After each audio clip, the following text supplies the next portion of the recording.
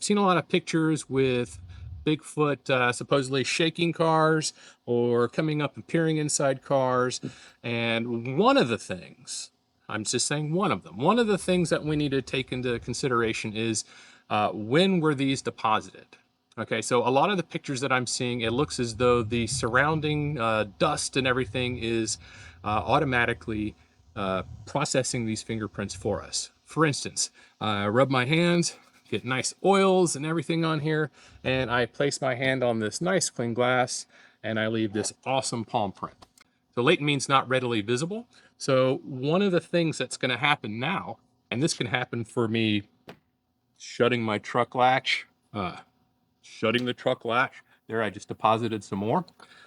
So what's happening with these is if they're just left there without being processed, without being photographed, later as we drive down these dirt roads, that dust kicks up behind the vehicle and it starts adhering to these. So just so people know, these particular oils and everything that I just deposited on the car, they don't immediately just dry out.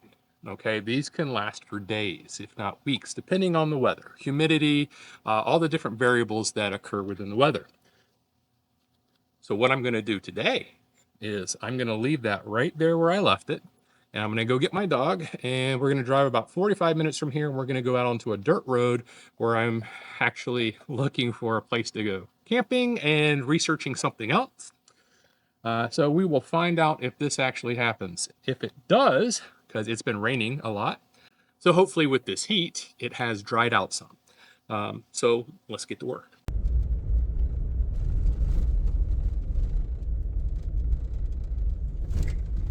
So, as you can see, we just got through driving about 3 miles or 2.5 miles. I'll double check on the distance. It doesn't really matter. On a all gravel road, right? Well, gravel, a little dirt, but mainly that gray crushed granite that you see. I think it's number 57. I guess it doesn't really matter. But as you can see, the handprints that I put on the truck just from driving in, by the time I got here, you can actually see the hand impressions all over the truck.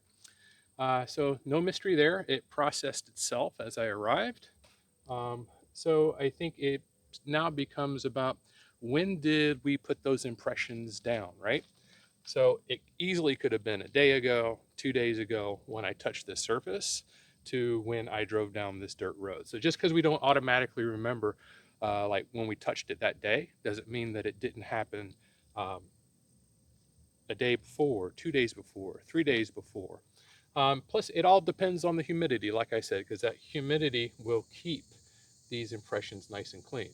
And one other thing I'd like to mention, since I now have dust all over my car, unfortunately, when someone places their hand on something now, that matrix that we talked about, it's whatever we're putting down, paint, grease, oils, and stuff on our hands. That's what the matrix is. It's now just going to adhere to the dust and remove the dust. So now if I go, it's not going to actually leave anything behind but an impression within the dust. So there's not going to be any friction ridges there or anything, but basically now I just have dust on my hands. And there's one other thing I'd like to mention for some of the other stuff that I see. This impression right here, we'll do it new. I like to point out that that is not one hand impression. That's me moving my hand down, just like this or this. You cannot measure from here to here and say that's the entire hand impression. We see this happening a lot. Let's do this again.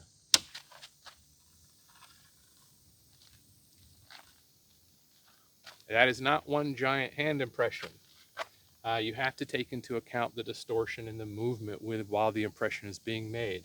So we got to stop measuring from here to here and saying it's one giant hand impression, because it's not. Good? Good. All right, so we are back from driving down the gravel road, and as you can see, they are still here. In fact, what's happened now is the wind on the highway out on the interstate has actually taken some of the extra dust that was on the back and removed it, which is kind of nice, because now we can actually see some of the dermal ridges, which is really neat. And you can also see that we have a glare problem. And I know that that happens to be one of the biggest issues we have with photographing some of these things. And I'm going to show you what to do next. But the first thing that we're going to do is we are going to affix a scale. Okay, so we're going to use this particular impression from the dirt road that we went down, and I'm going to create another one with just oils so we can show the differences and how we can photograph those. Okay, that was pretty smudgy, but it will work. All right, it's pretty smudgy, but it'll work. So the first thing that we would do on the scene is we would affix a scale. I'm using a little one like we use from work. Now you can do anything. If you have a problem with, if you just have a ruler or something like that, you can always put some tape on the back of it and stick it to the glass. One of the things that I do for these to make it so I can take them off during the processing is I actually put it on my skin and I take some of the sticky off. Now, just so you know, you need to make sure you're not putting it on the impression itself, because what you want to do is you want to make sure that you're not interfering with any of the friction ridge patterns and maybe some areas that you're going to swab. So because I have both of these impressions and I'm only going to use one scale today, I'm going to stick it right there. Okay, so now we have our scale affixed. What do we do next? Now keep in mind, if we had found this and we put the scale on here, we are going to take a series of 360-degree photographs of the entire vehicle. The reason we have the scale on here is so we can show where it's located on our surface of our vehicle. So remember, 360 degrees of truck, truck, truck, truck, truck, truck, truck. And then we come in from the back, and this is what those series of photographs should look like.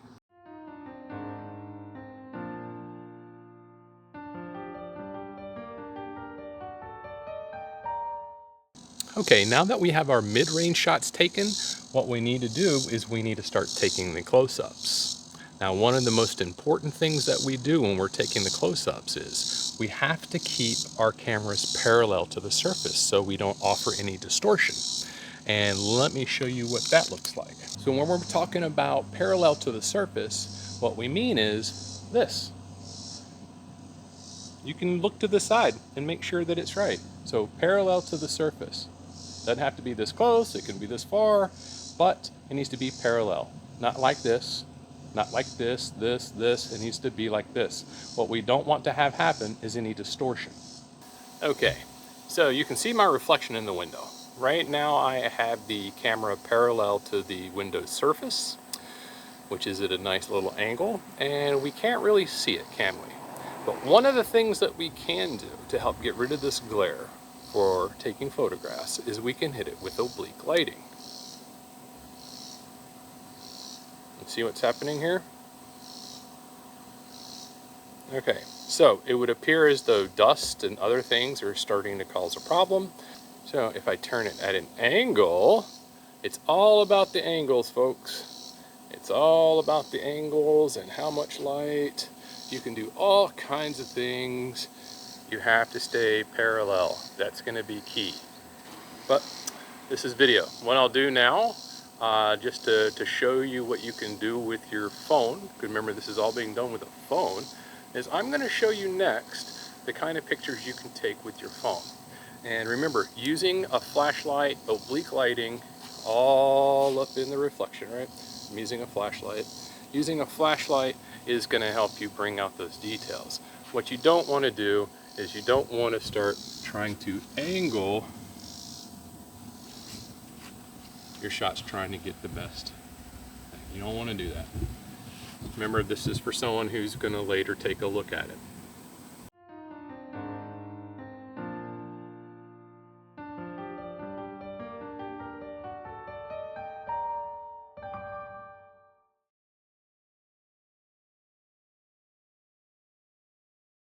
All right, so this is kind of a big deal, right? We have the possibility of a Bigfoot, Sasquatch, unknown primate touching our car. And we're going to try to get the best evidence that we can out of this incident, right? So we've documented our location. We've documented the friction ridge patterns, and now we're saying we're okay with the photographs we took because we went back and we reviewed them to make sure that they came out and that they're in focus and that we're happy with them. So what we're gonna do now is, after we've taken our photographs, we're gonna try to identify some areas within this impression that we don't think are as valuable as some others, because what we wanna do is we wanna try to get some DNA from. So the first thing I'm gonna do is, I've analyzed this, I've decided what areas aren't as good, and now I'm gonna swab it. But the first thing I'm gonna do is, I'm gonna get my little box ready. So on this particular label, I will have assigned this an item number to correspond with my swab. In my world, we call this latents that we've recovered. So I normally put L1, but if we want to, we can say swab 1, as long as we document S1 for like number swab 1, however we're gonna do it. The item number just needs to be corresponding with your swab. That's simple. So what do I have here? I have sterile cotton tip applicators, along with some sterile water. So the reason that we use the sterile water is that sometimes these kind of impressions right here, the sun can bake them on. All right, so what's happened is they've been on there long enough for the sun to start to evaporate most of the water and a lot of the oils, and the oils can actually harden, which makes them hard to remove. The same thing can happen with saliva, like you've seen dog noses on the sides of your car or inside your car. You try to clean it off and it's not so easy to clean off, right? A lot of the oils and waters have already started to evaporate and you're left with that hard part that's still left.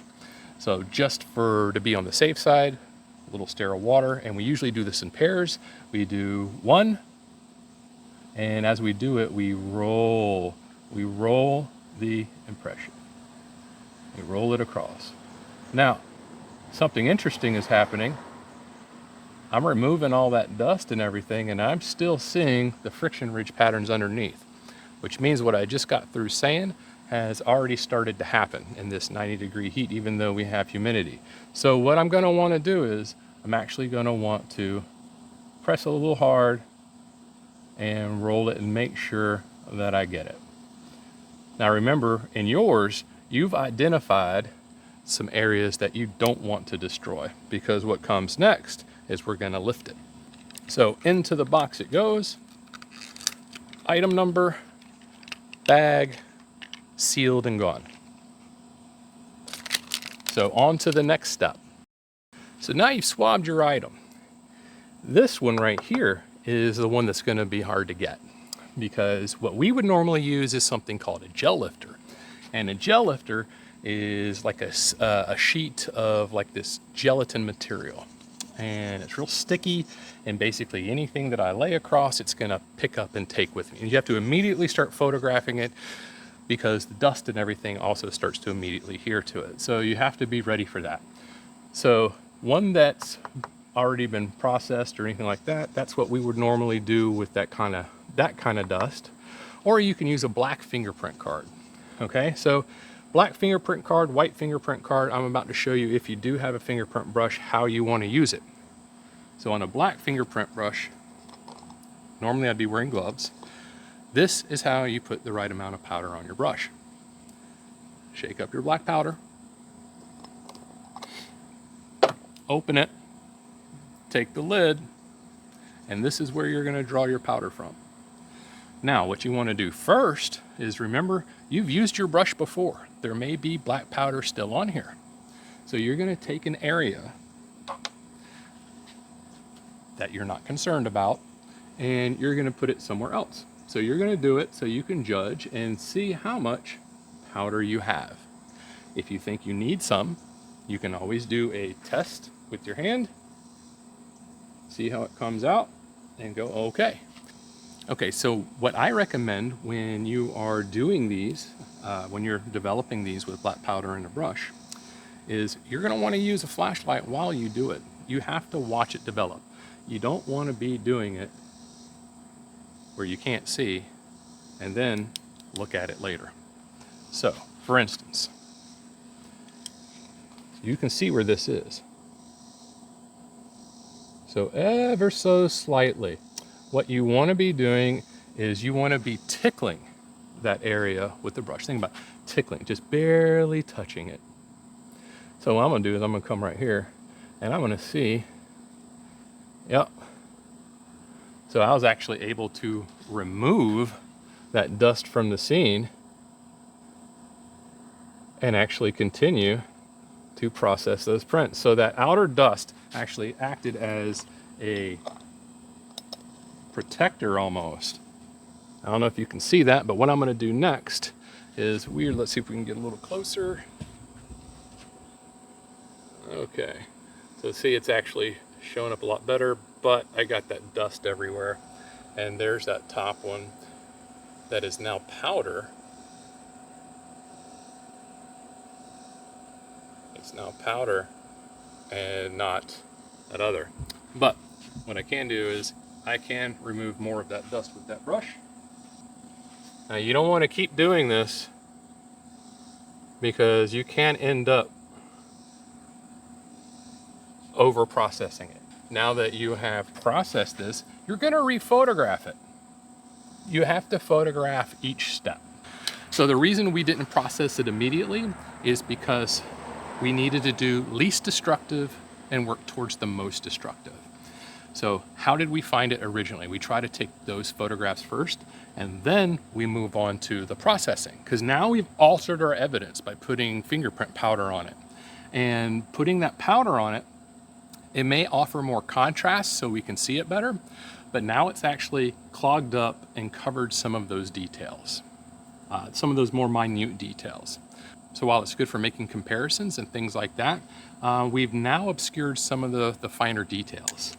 Also, I'll go ahead and tell you, the DNA labs do not like fingerprint powder in their samples. They hate it, just so you know. So that's why it's important to get the before pictures, the after pictures, do your sampling before you put the powder on. And now we move into the continual process of documenting, because the next step comes is when we lift it. Okay, so now I'm gonna lift a section of this impression just to show you how it's done with a few little tips and tricks. Here is my fingerprint card, and here is my tape. And if you notice, it's folded over in a nasty kind of way, and that was probably because I was in a hurry. But this is actual fingerprint lifting tape, and one of the cool things about it is you can rip it.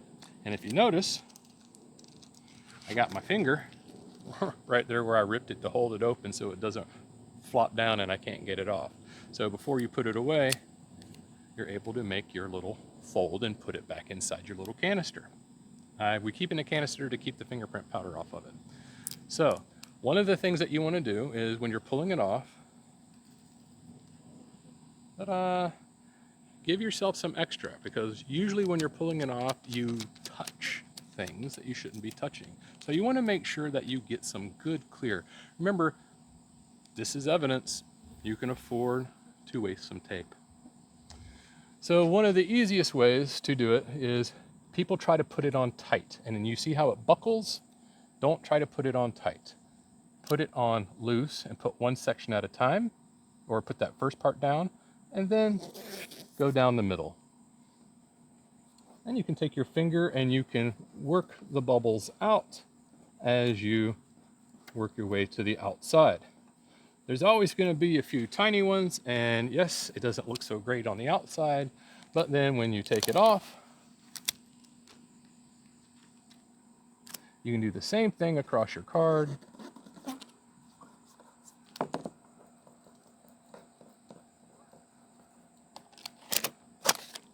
And now you have your fingerprint. So typically what we do when we do things like this is we have the item number right here, right? We have the impression that we photographed. We've shown in the picture that this item number goes with this impression, and our overalls and our mid-range shot showed us where this came from. But one step further that you can do to ensure that no one questions where this fingerprint card came from is you can include it in your lift, right? So one of the reasons that I put it on my arm was so that it could come off easier. So now, when I put it on my card, this item number will correspond with the print that corresponded with the print on the window. And that's about it. I realized I did those kind of messily, but I'm not used to working from the side like this. I'm used to standing right in front of it. So keep in mind that just take your time, because you get one shot at collecting it properly. And the key here is documenting every step by step by step, starting from 360-degree photographs of the vehicle in its place, to doing the mid-range shots, to showing where your evidence is on your vehicle, to all the close-ups. Now, if you have palms, you can put multiple scales all over this and label them the same item number, but it would be like item number 1A, item number 1B, item number 1C, and if you went to here, it would be item number 2, and if you put multiples, then it would be 2A, 2B, 2C. So you know that all of those corresponding letters came from that one impression, item number 1. I'm gonna wash my truck now.